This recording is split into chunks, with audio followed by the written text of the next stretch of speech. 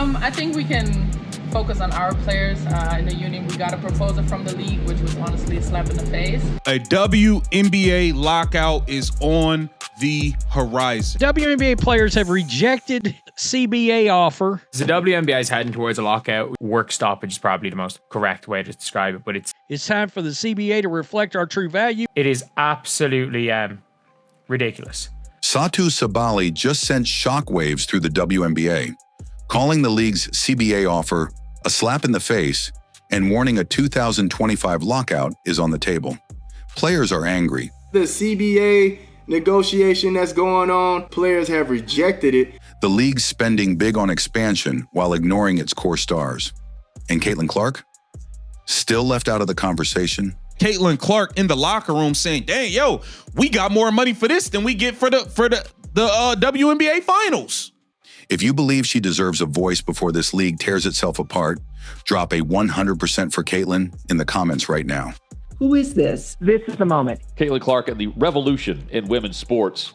Caitlin Clark is the star player of the WNBA. There is some version of animosity based upon the love that Caitlin Clark is receiving by everybody else. When Satou Sabally speaks, people listen. She's not the loudest voice in the WNBA, but she's one of the most respected. So when she took to social media and called the WNBA CBA offer a slap in the face, the shock didn't come from the wording. Satou Sabally has been making it vocal. I think we can focus on our players in the union. We got a proposal from the league, which was honestly a slap in the face. And I think we really have to put an emphasis on the players that are in our league right now. But I love to see the league growing. I think, adding these teams in Philly and Detroit, that's how amazing is that the league can grow. But how cool would it also be to have a little bit expansion on the rosters? Let's focus on the teams that have everything set up right now, and maybe focus on the teams also that find excuses continuously to lack investment into their players before we focus on adding more to the grain of people that can't really be sustained.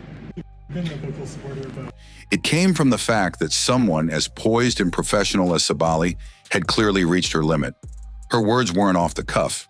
They were deliberate, and they represented something deeper, a growing disillusionment among players who feel like they're being treated as an afterthought. The WNBA players has been negotiating a CBA agreement for the past couple months. Improved conditions, 100%. Even as the league continues to grow in visibility and money. So as expected, the WNBA owners gave the players a CBA they're not happy with. Sabally isn't alone. Her frustration echoed the silent anger many players had been holding back. Behind the scenes, veteran stars and younger players alike were fuming over a league that seemed more interested in headlines than in real progress. Breanna Stewart is fed up with these WNBA owners. Breanna Stewart, she ended up stating absolutely frustrated. They kind of just ignored everything we said. Oh my God. The CBA offer the players received, in Sabally's words, an insult. And here's why her voice matters so much. Satou Sabally isn't just a two-time All-Star. She's a respected player union member who's built a reputation for being thoughtful, consistent, and loyal to the league's future. This league, their growth has been exponential due to one player. Because of Caitlin Clark, the WNBA has experienced unprecedented growth that is based on an incredibly fragile foundation. She's stuck with the WNBA through injuries, underfunded seasons, and endless travel struggles. The one player that actually could get some change. They're living off the subsidies of the National Basketball Association. They're living off of Steph Curry and LeBron James and Michael Jordan and Kobe and all the legacies. She's one of the players who put in the work when no one was watching.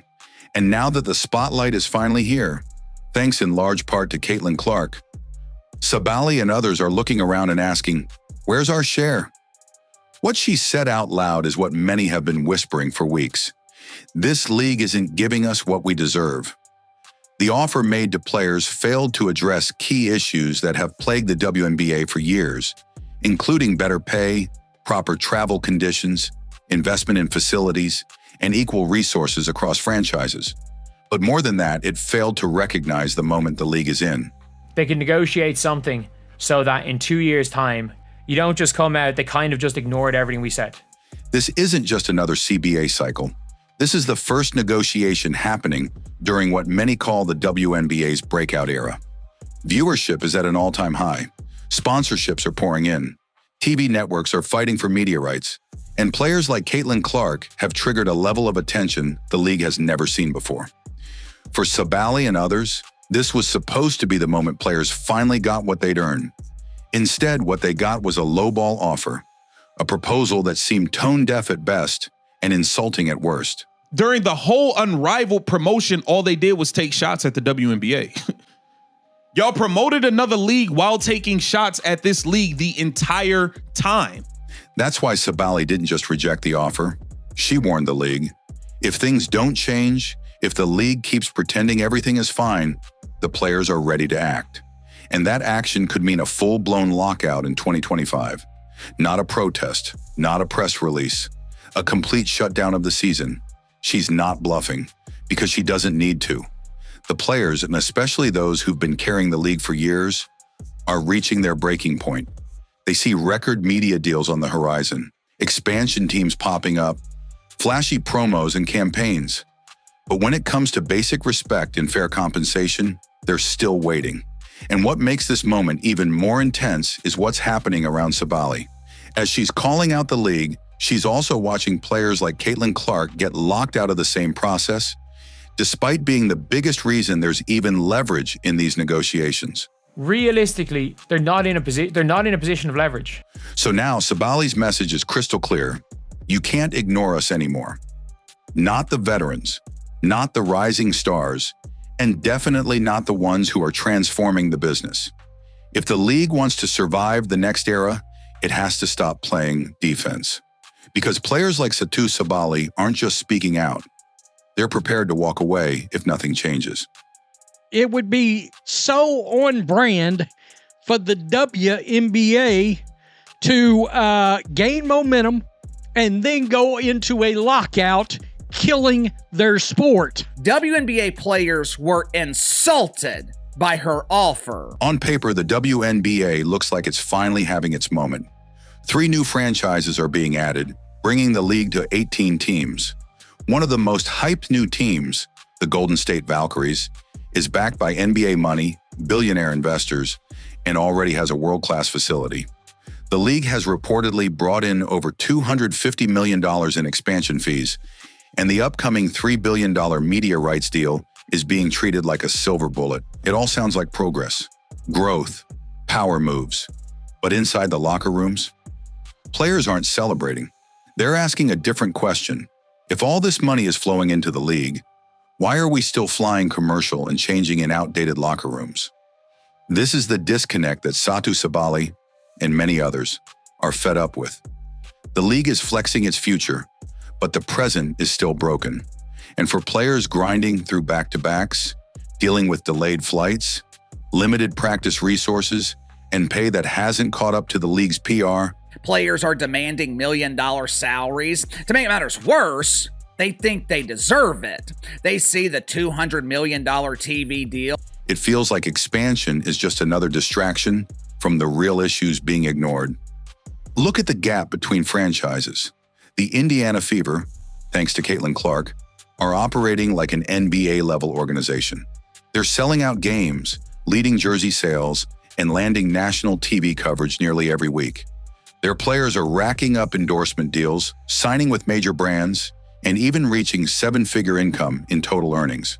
Popularity of the league is based on one player. Sure, she pretends to think differently publicly.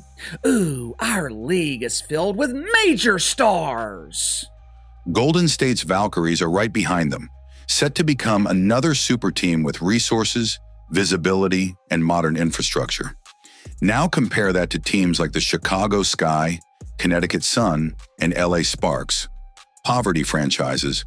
These teams still operate with bare-bones budgets, limited media exposure, and basic travel and facility issues that haven't improved in years. And that disparity is no longer just a problem. It's becoming a crisis. Players on underfunded teams feel like they're trapped in a second-tier league while others ride the wave of fame and funding. The team and players know that the other teams hate them. And they also know that they're making an absolute fortune. Strategically signing short-term contracts so they can jump to teams with better investment next season. Loyalty is fading, frustration is rising, and the league's focus on expansion, while still ignoring these foundational cracks, is creating real resentment among the players who built the WNBA from the ground up. What's worse, this inequality is bleeding into how the league markets itself. The expansion narrative dominates headlines, but actual investment in players is lagging. Players demanded better travel conditions, charter flights for safety, performance, and basic respect. What did they get? Vague promises, no timeline, no policy shift, just another media event about expansion or branding. And this is exactly why Satou Sabally's words hit so hard. She's not against growth. No player is. Everyone wants the league to get bigger and better. But Sabally and her peers are watching the WNBA pour millions into flashy new franchises, shiny marketing campaigns, and future-facing buzz, while players still wait for basic things like roster expansion, upgraded practice spaces, or even consistent medical support. WNBA players, they not only want money for themselves, they're also demanding millions of dollars to be invested into facilities. Several players believe the expansion hype is actually being used to distract the public from what's not happening. A new team in Philly won't fix the Connecticut Sun's financial struggles. A $1 billion media deal in 2026 won't help the Sky this season. And the Valkyries' future success won't mean much if half the league is falling behind. And here's where the inequality cuts even deeper. Caitlin Clark's presence has supercharged the league's growth, and players know it. But instead of rallying behind that momentum and demanding the league match it with better compensation, investment, and infrastructure, what's happening instead is this. Some players are trying to gatekeep the benefits.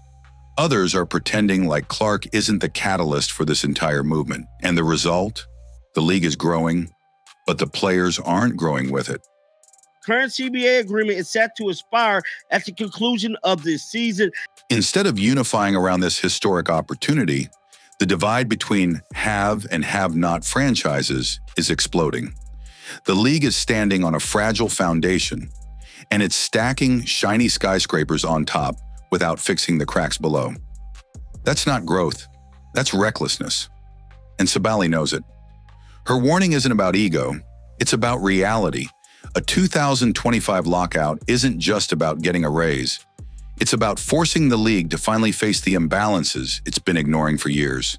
Because if it keeps moving forward like this, where a handful of teams thrive while the rest survive, then the WNBA won't be a league anymore. Should these salaries be $80,000? No. They should at least be making either $1 million or $500,000. Supporting this league way before Breonna Stewart got there. Caitlin Clark should be coming back quick, fast, and in a hurry.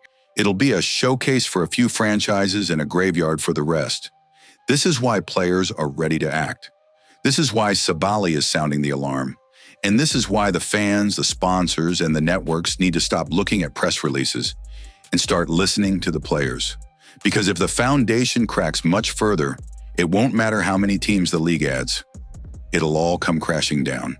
The word lockout used to be a distant threat in WNBA circles, a scare tactic, a hypothetical. But now, after the rejection of the league's opening CBA proposal and the blunt words from players like Satou Sabally, it's not a rumor anymore. It's a real calculated possibility. And every signal coming from inside the league says the players are prepared to walk away in 2025. But here's where the situation gets even more dangerous. The players aren't unified anymore. Unlike past labor disputes where veterans stood in lockstep and rookies followed, today's WNBA is deeply fractured, economically, politically, and emotionally. And nothing illustrates that divide more clearly than the way the league and its union are treating Caitlin Clark. Caitlin's got to be in the room. She's the reason for the league to even be in position to make these asks. Caitlin Clark, I don't think they like her. Let's start with the basics. As of now, nearly 80% of WNBA players will become free agents after this season. That means the new CBA won't just set pay scales. It will determine the future of most of the league's careers.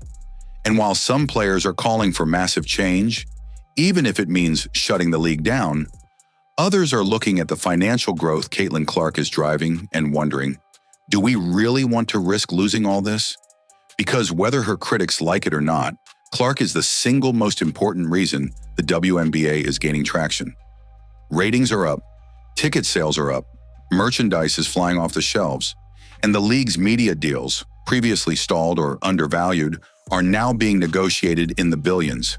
This isn't coincidence. This is cause and effect. Clark has reignited the WNBA in a way no player has before, and yet in the middle of CBA negotiations, she has no seat at the table. Suffer say, zero voice, zero influence in the process that will shape the league she's saving. That it is looking very, very spooky for the league moving forward without having these agreements done. WNBA players were insulted by her offer. And that's not an oversight. That's intentional. Caitlin is being intentionally excluded by union leadership, not because she's unqualified, but because she's disruptive. Not to the league, but to the control certain veterans have held for years. Let's be honest. Caitlin Clark represents change, and change scares people who've grown used to controlling the conversation. There's a kind of quiet resentment among some veterans, not because Clark hasn't earned her place, but because she earned it too fast. One creator said it outright. There's a level of respect, but I don't think they like her. Another said that Clark spent a year trying to be liked by her peers, doing everything right, humble, professional, team first, and still got shut out. The reason? She threatens the existing hierarchy. And while she's being iced out, the same players leading union talks are doing something else. Investing in a rival league. Unrivaled, that's right. Many of the loudest voices in the CBA battle have financial stakes in launching their own league. And if the WNBA locks out in 2025, that rival league suddenly becomes the only option. And with Caitlin Clark on the market, it becomes a goldmine. Caitlin Clark is must-see TV. In reality, she is the best thing that's ever happened to this league. Let that sink in. Some union leaders might benefit financially if the WNBA collapses. If Clark signs with Unrivaled, that league explodes. Instantly. Sponsors follow her, fans follow her, networks follow her, and the players who built that league from the inside, the same ones calling for a shutdown, now own the hottest sports property in women's basketball. This isn't a conspiracy theory. This is strategy. And that's why the league's refusal to give Caitlin a voice isn't just misguided. It's suicidal. Because let's be clear, Caitlin Clark doesn't need the WNBA, but the WNBA desperately needs Caitlin Clark. If she leaves, whether through frustration, injury, or a simple business decision, the entire house of cards comes down. The ratings drop, the sponsorships cool, the TV negotiations stall. And those new expansion teams, they go from billion-dollar assets to financial risks overnight. Caitlin Clark in the locker room saying, dang, yo, we got more money for this than we get for the WNBA finals. They're already in debt. They're already losing money supporting the team. We announced 3 new expansion teams that will bring the league to a record 18 franchises. But despite all this, Clark has stayed professional. She's not on social media dragging teammates. She's not calling out union leaders. She's not demanding power. She's doing what the league asked and carrying it. She's played every game, faced brutal fouls, took the heat from rivals and critics, showed up to every press conference, delivered ratings every night, and brought millions of new fans to a league that used to struggle for attention. And what has she received in return? Jealous teammates, silent leadership, and a league that's pretending she's not the reason for their survival. This is what Satou Sabally's warning is really about. Yes, the CBA offer was insulting. Yes, the players deserve better. But beyond the money, the travel, and the facilities, the real issue is this. The WNBA is standing at a crossroads. One path leads forward, collaboration, evolution, and building a league where stars like Caitlin Clark have a voice and help shape the future. The other path? Pride, silence, power games, and eventually collapse. Because if a lockout happens, the WNBA won't just pause, it may never come back in full. Fans will move on, media coverage will fade, and Caitlin Clark? She'll be just fine. She'll land endorsements, TV appearances, and offers from every league on earth. But the WNBA? It'll be the league that had everything and let ego destroy it. So here's the truth. If the WNBA doesn't wake up, include Caitlin, and rebuild its foundation with all of its players, it won't just face a lockout in 2025, it'll face extinction. But I think for a lot of people, they like balance. I think a lot of people are trying to have families nowadays too. And so I do think that that balance is super important, especially for mental health nowadays. The people that hype you up are going to be the same people who shoot you down. And so for me, I always just kind of stay right here in the middle. I think that was my personal opinion. It's me, like people are going to love me, people are going to hate me. I think that's with anyone. And so that's just what it is. Satou Sabally didn't just throw a warning shot. She exposed the truth. The league's offer wasn't just low, it was disrespectful. The players are frustrated. The foundation is cracking. And with a lockout looming, the future of the WNBA is hanging by a thread. But in the middle of all the chaos, the politics, the jealousy, the silence, one name keeps the league alive: Caitlin Clark. She's doing her job. She's showing up, growing the fan base, lifting the league financially. And still, she's being locked out of every major decision. That's not just bad leadership, it's self-destruction. The WNBA has a choice.